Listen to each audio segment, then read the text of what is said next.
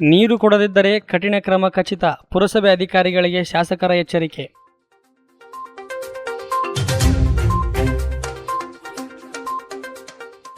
ದಿನಾಂಕ ಏಪ್ರಿಲ್ 17ರಂದು ಸಹಾಯಕ ಆಯುಕ್ತರ ಸಮ್ಮುಖದಲ್ಲಿ ನಡೆದ ಲಿಂಗಸ್ಗೂರು ಪುರಸಭೆ ಅಧಿಕಾರಿಗಳ ಸಭೆಯಲ್ಲಿ ಕುಡಿಯುವ ನೀರಿನ ಪೂರೈಕೆ ಕುರಿತು ಅಧಿಕಾರಿಗಳನ್ನು ಶಾಸಕರು ತರಾಟೆಗೆ ತೆಗೆದುಕೊಂಡರು. ಲಿಂಗಸ್ಗೂರು ಪಟ್ಟಣದ ಸುತ್ತಮುತ್ತ ಕೆರೆಗಳು ಹಾಗೂ ಬೋರ್ವೆಲ್ಗಳಂತಹ ಹಲವು ನೀರಿನ ಮೂಲಗಳು ಇದ್ದರೂ ಜನರಿಗೆ ಪ್ರತಿದಿನ ಸಮರ್ಪಕವಾಗಿ ಕುಡಿಯುವ ನೀರು ಒದಗಿಸಬೇಕು.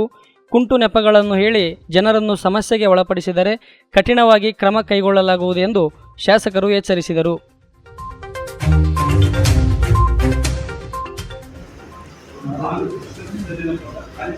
ಸ್ವಾಮಿ ಹೇಳಿಕೆ ಕೇಳಕ್ ಹೋಗ್ರಿ. ನೀರಿದೆ, ನಮ್ಮಲ್ಲಿ ಮೋಟರ್ ಇದೆ, ಟ್ಯಾಂಕ್ ಇದೆ.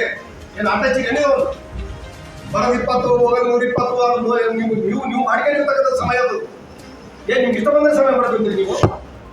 ಆದ್ರೆ ಈ ಲಿಂಗಸೂರು ಸಿಟಿ 3 ದಿನ ನೀರು ಕೊಡಬೇಕಾ ನಮ್ಗೆ?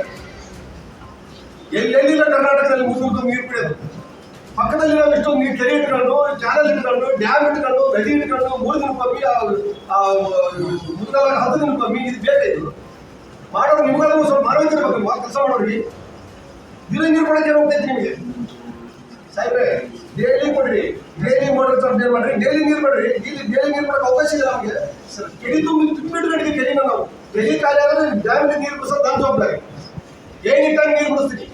ಕುಡಿಯೋ ನೀರಿನ ಕೊಡಬಾರ್ದು ಅಂತ ಎಲ್ಲಿ ಕಾನೂನು ಇಲ್ಲ. ಕುಡಿಯೋ ನೀರಿನ ಸಲುವಾಗಿ ಹೇಳ್ತಾರೆ.